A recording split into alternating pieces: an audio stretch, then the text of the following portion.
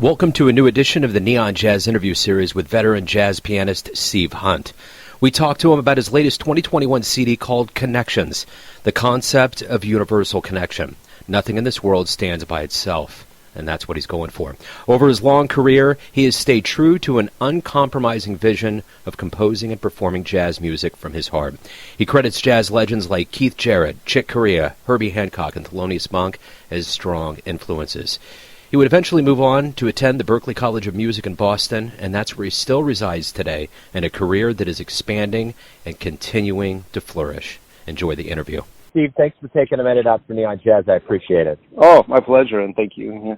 Yeah, you bet. So your latest CD, Connections, it's coming out during a pandemic, very extreme time on the planet. When this all began, it was like no one knew the pandemic was coming, so when you released a CD, you couldn't do anything live. But now that we're in 2021 and we've been absent from live music for so long, this almost seems like the only way to stay in front of people. Yeah, it's like, the whole thing with, staying isolated and not playing. I mean, I think in the last year I've played maybe 2 gigs, can count, maybe 3, and one was outside in last summer and one was in a streaming thing. So, trying to get back into live performance and promote your own music and just play, because that's what we do. That's what most of us love doing anyways, just playing together and connecting and communicating together musically and having an audience that wants to listen and enjoy it. So it's been sort of a strange time, for us. And how we get back into it, I don't know. It could still be a while, The venues have to change, and people's mindset has to change, and everything. So it could take a while to get back into it. So promoting a new work is we're learning different ways and new ways to do that, which is good for us, because most of us musicians aren't the greatest promoters or business people. So we're trying to learn new ways to kind of get the music out there, and with streaming and YouTube and any way else we can, So, but I'm happy to have done this past year, and I had all the extra time to put it all together. So I'm pleased the way the whole thing came out. I guess that's the one thing I thought about too, in regards to all of the new ways that musicians have had to adapt throughout this year. Maybe there's silver linings to the fact that there's a higher level of self-sufficiency, a higher level of maximizing a industry that already doesn't make a lot of money. So if you introduce the concept to, the musician of like taking care of things that can actually benefit them overall in pretty magnanimous ways, it seems like that might be a win-win when we get out of this pandemic. Yeah, that's true. Yeah, I think, this whole last year, and not just this last year, but I think since the new digital technology age, I think a lot of, especially my age, we've had to learn, we've had to adapt. So like my grandkids, they're growing up with the iPhone and YouTube and all this stuff. It's just part of their life, and for us older folks, it's back in the 80s, I did have a computer, Commodore 64 or something. I was doing music and stuff, but we're light years away from that. And so I was able to kind of go with the flow with technology. But in the last, 5, 10, so years, it's really, everything's just taken off, with a different type of way to get the music out there. Everything's changed from what we're used to. So some people think that's a bad thing. I don't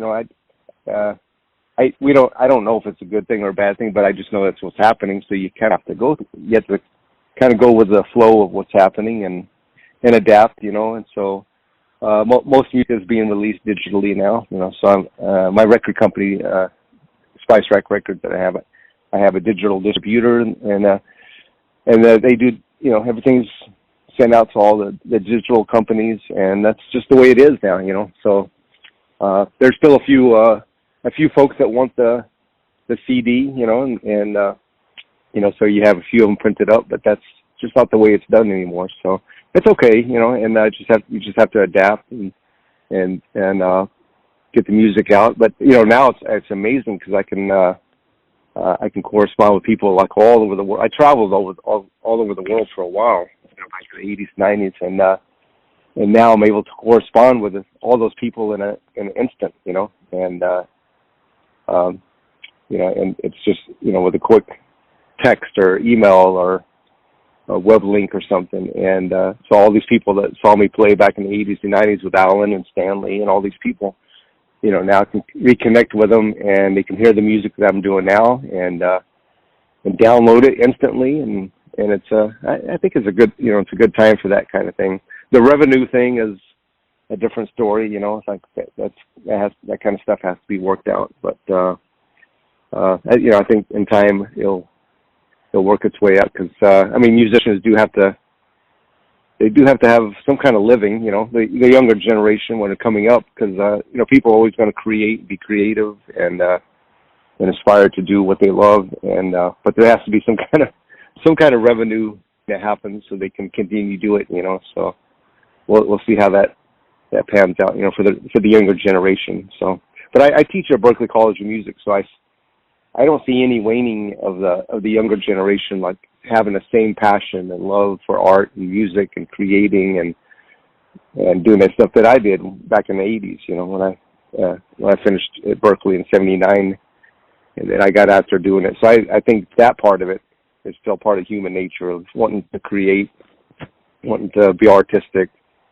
do their thing, so it's a different world, but it's okay, Well, I really like the name and the connotations behind the description of your album of Connection. Sometimes, I don't know if it's my age or the way the world's been in the last year, but I will sometimes get stuck in this chain reaction myriad of how fascinating this life can be, of how everything is kind of in this interconnectedness and cyclical kind of nature of how everything works. And how did this come about? How did you get fascinated with that idea of making this kind of the nexus of what you created?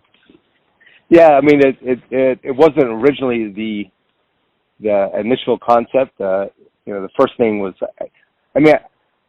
all the musicians I played with back in the 80s and 90s, and I stayed in touch with, and they were just part of my young life, and it's who I was just having fun back then, but that's all these people were just part of my life, and including the new ones I've met in the last 20 years, so, so initially it was just, I had some tunes together, and I talked to Jimmy Johnson, who I played with Alan Holdsworth band for many years, and I saw him right after Alan passed away, in 2017, and so I kind of asked him, I'm like, would you like, and I was kind of hesitant to even ask him because I know he's busy, and I said, hey Jimmy, I have these tunes, and would you like to I was kind of stuttering, and he just looked at me and goes, yes, send me some stuff. I'm like, oh, that would be great, That was sort of the beginning of the whole project.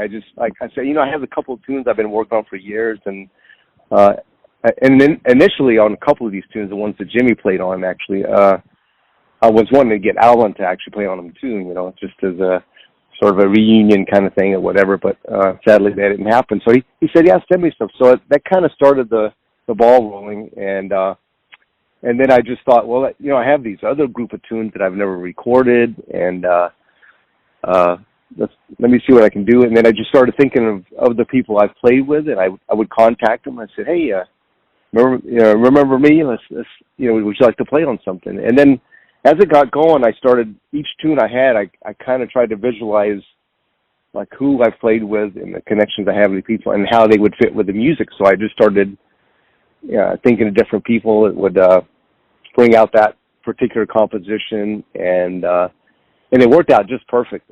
Everybody just fit perfectly with each tune, and I couldn't be happier with that part of it. But so as it started going along, that's why I started thinking about this whole project is just about my connections to all of these musicians I have, and then I just started thinking about all the places we played and all the people that listened to us, and the connections. Everything is just sort of connected, like between me and the musicians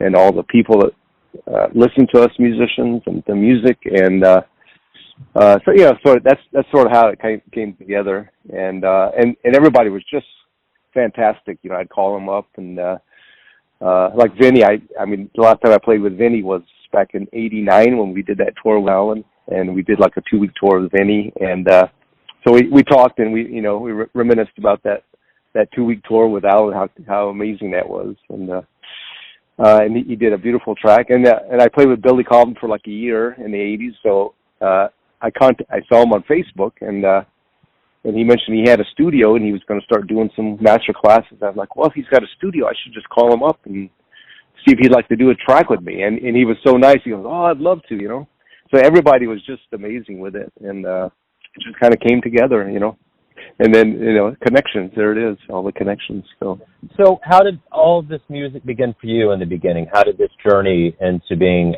a professional musician kind of start, childhood, that kind of thing?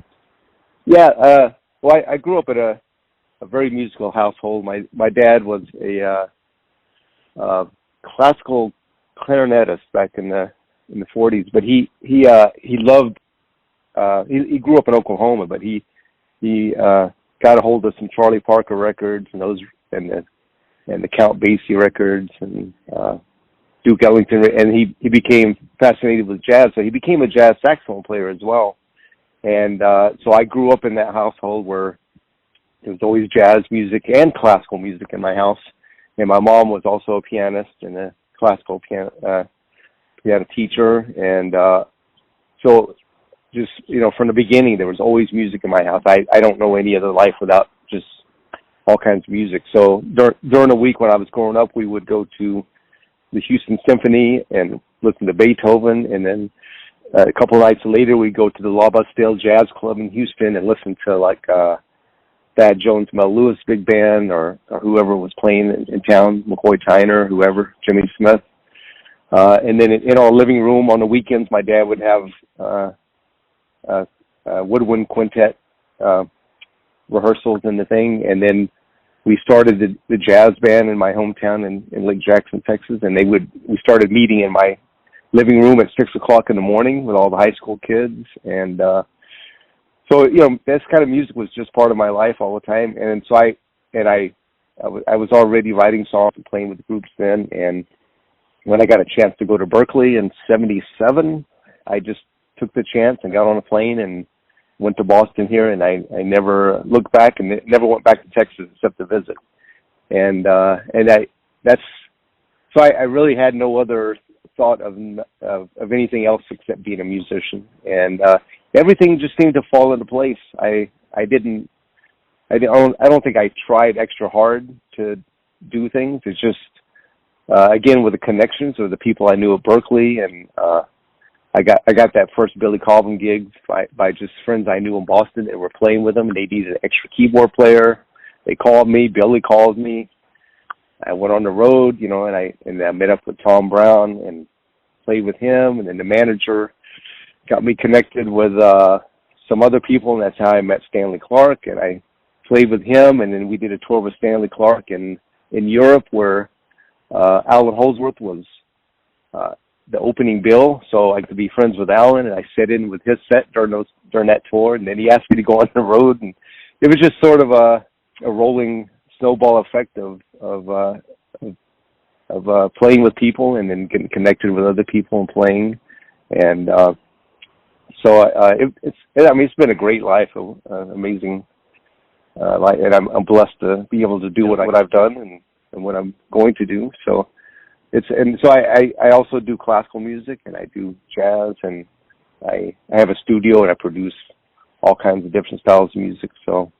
I've always been an artist, always been a musician, just part of my blood. It's how I grew up. And anyway, and I'm going to continue doing it until I can't. So. Yeah, well, it sounds like a happy chain of reaction of events there with all of the cats you played with. Well, my question, and it's kind of topical because I still find myself kind of in disbelief that Chick Corea left us so quickly. And, so, you talk about, he's mentioned in your bio as an influence. Talk to me a little bit about the power of Chick over you and just kind of your thoughts on him now that he abruptly left us recently.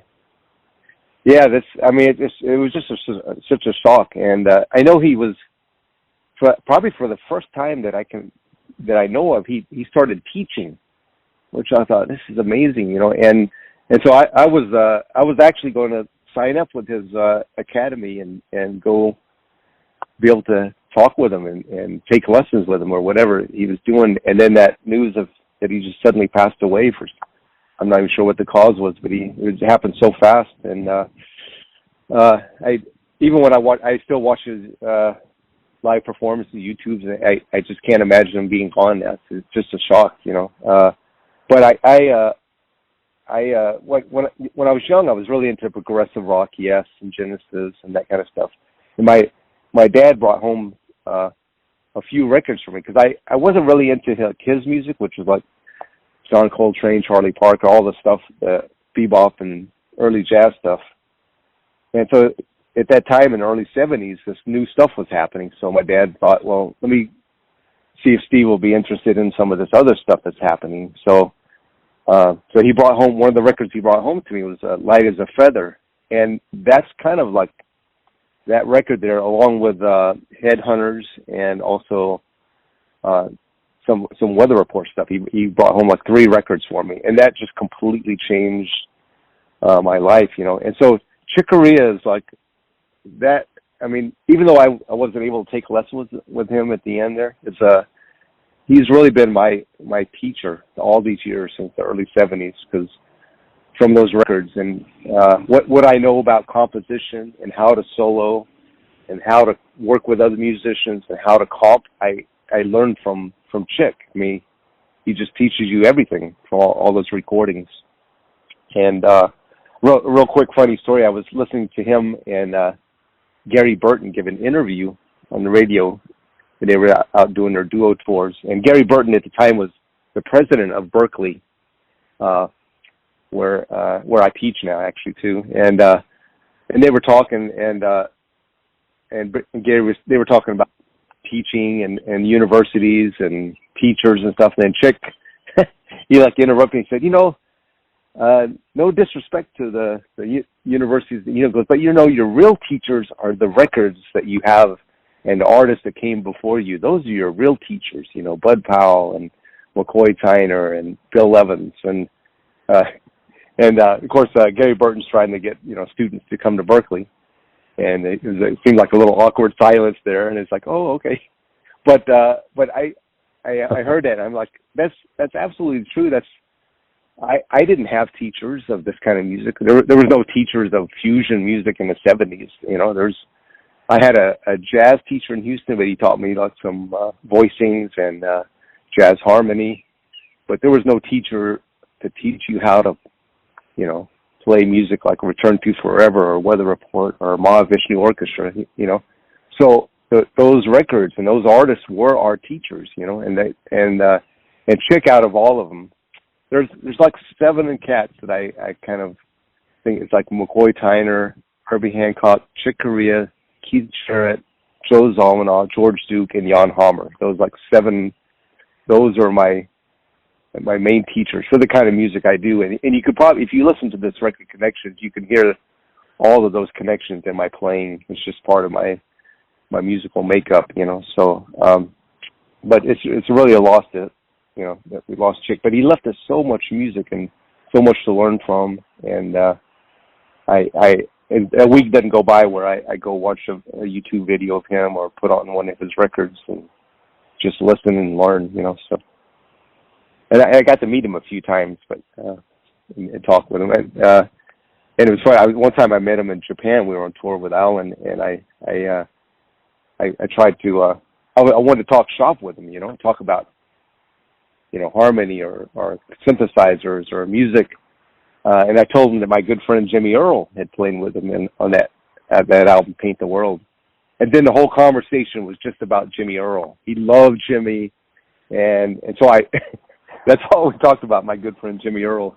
And Chick loved Jimmy Earle, and so we never got around to asking questions, answering questions about what scale do you use on this, and how do you think about playing over that, and I think he probably wouldn't want to talk about that anyway, So it was Right. my feeling. But anyway, Yeah. but yeah, it's Chick and those 7 guys are sort of just the core of my musical DNA. You know, it's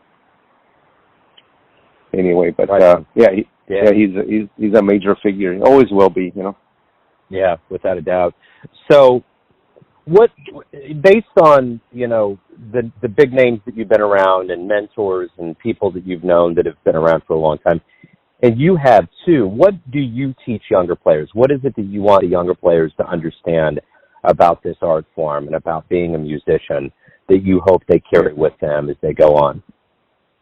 Yeah, that's a great question because I mean, well, a lot of the students I have, they're interested in the history of music, which is you know. So I'm surprised when they come and they say, I'd like to learn this fusion music, you know, which when I was growing up it was just new music, but now it's the history of music, you know.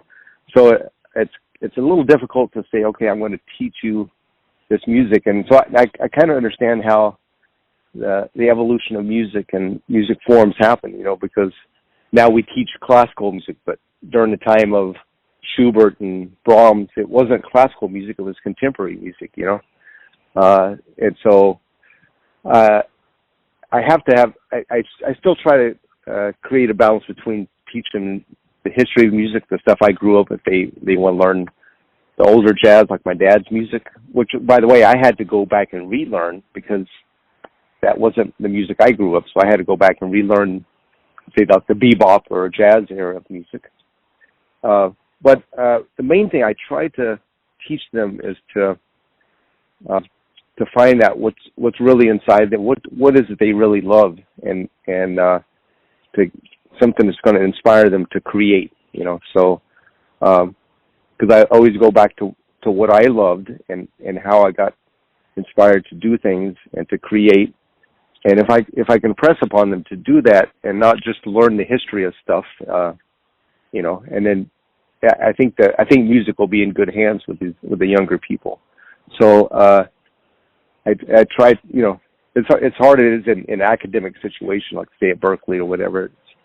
You still have to do the academics. You have to learn the scales. This is your harmony. These are your techniques.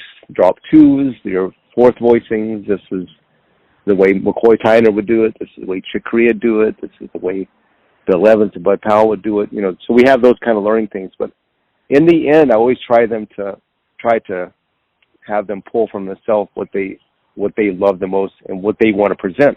Because when they go to record something on say a CD or digital platform now and or perform live, the audience comes to see them, you know, and so they come to see them speak to them, you know. And so telling a story, you know, having conversations with the audience or with your band members, that's what the audience wants to hear. And so that I try to incorporate that into my teaching of students as much as I can, and it's great when you get to see that, and I'll see them perform or hear some music they start creating years later, and when I hear them becoming themselves, you know, that makes me feel good, and I know music is in good hands when I see that and hear that. So talk to me a little bit about what you missed from that old world. What is it that you look forward to getting back to once things start kind of picking back up? Yeah, I mean it's been it's going to be interesting, you know. But I just did a live streaming with a group I've been playing with for the past 10 years here, and we play contemporary jazz from the, I would say, post-bop jazz and some standards and stuff, and just that communication between 3, 4, 5 guys on a stage talking to each other through music that's really what I miss most. And I think all musicians that play live, I think that's what they're all saying the same thing. You know, they just want to get back and play. You know, whether it's in a small club or whether we're fortunate to go back and play in big venues or actually tour for a week or two, if that's possible, and have larger crowds. And I think that's what we miss most, is that spontaneity of creating at the moment, And I think that will never go away, People always thought, well, since we have YouTube or digital music, or that the live thing will go away, but it never will, because you can't replace that connection of the people in the audience, whether it's just a handful or, I've played to 2 or 3 people in the audience before, and I've played to many thousands of people in the audience, and the feeling's the same, You have this connection with the person listening, and they have a connection with you, and that's kind of what we miss in this day and age. So I was able to create this record this way, like people sending stuff over the internet, and I put it together in my studio, and I put it back out digitally. But in the end, we want to be able to have the sound waves come from us and our instruments into the people, and have them feel it in that live sense. So I think that's what I miss most. And from what I hear of other people talking, the musicians, that's kind of what they want to get back to. So that connection, and that those little moments, like what inspire you to do new things. It may spark a new idea of a concept of a new group or a new song or a new recording project or something. And that's kind of, so it's important we get back to that. And I'm sure we will in the next year. So talk to me a little bit about what you hope both the audience and the musician realizes about this long absence away from live music, what we ultimately get from this. I already hear chatter on the social media of people like, oh, there's going to be live performances in Newport now, and people are like so excited, and I hear them just to be able to get back out and hear the music. I think it's like family members. It's like you take it for granted that your kids are around all the time, and then one time my daughter moved to California, and it's like so far, and you only get to see them once a year. It's like, and then the times you get together, you realize how important that was to actually be together, or friends, or whatever, kids. And so I think, I think people are going to realize, like, hearing musicians, hearing things live. Hopefully, people will just come back out and support and just get the thing going again. And I think there's a need for it. There's great joy in just being together and hearing music and art and all that stuff. So maybe in America we've taken it for granted. All the great artists are in America and stuff, and maybe we won't take it for granted, and we'll have more support for the arts, more support for live music, more support for creative music of all kinds. So that's my hope. And I think it will happen. So hopefully a few groups that I'm playing with around here were already looking into booking venues and places and talking to people that have had us play before. So it's going to be a little tough, but I think I'm looking forward to getting back to it. And I've been sitting in my studio in my piano room with my 2 Steinways and Hammond B3. It's nice, but it's been sitting there by myself too long. So I'm anxious to get out with the other guys and create and see what we can do. I was joking with somebody. I'm like, oh yeah. So how do we start a tune again, and how do we end it? I forgot how that works. Yeah. So that's going to be. But we did the gig, and it all came back, like immediately, and we had a great time and got rejuvenated just a little bit. So I won't take it for granted anymore. Definitely. I'm anxious to get back and play. So. Right on. So yeah. Everyone has a perception of you. Your family, your friends, your fans, but ultimately you're the one living your life. Who do you think you are?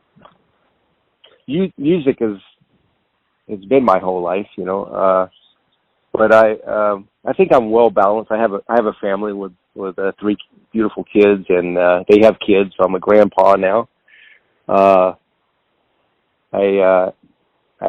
try to live like each day is a new day, and take each day as it comes, and I don't stress too much about the future, and I let things kind of go on as they go, and kind of go with the flow, so to speak.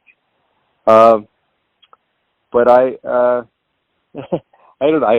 I'm never comfortable talking about myself about myself. But I think if people see me as an artist, I think that's how I see myself, an artist, and I'm doing things I like to be in the moment and at the time. I don't dwell on the past, and I don't concern too much with the future, because it sort of just happens, it just kind of. And if I try to control too much what the future brings, it never happens that way. It's always going to go its own way. So I try to live in the moment and in the now, and think about what I like at the moment, and then carry on from there. And my experience has been usually good things happen. Like this record. I just let it flow. And I also produce a lot of records, and I just let things flow as they may, and sometimes good things happen is by just letting it go, and not forcing issues. So I don't know. I don't know if that answers your question, but yeah, no, that's great. Yeah, no, you nailed it. That's perfect. Yeah. And thank you for opening up about your career, the new album, the return to the stage. My pleasure. Good luck with everything. Yeah. I really appreciate it. Oh, yeah, and thanks for speaking to me about it. I appreciate that as well. Thanks for listening and tuning in to another Neon Jazz interview, where we give you a bit of insight into the finest cats in Boston, Kansas City, and spots all over the world, giving fans all that jazz. And thanks to Steve for his time, cool, and music. If you want to hear more interviews, go to Famous Interviews with Joe Domino in the iTunes Store. Visit neonjazz at youtube.com, and for everything Neon Jazz all the time, go to the neonjazz.blogspot.com. Until next time, enjoy the jazz, my friends.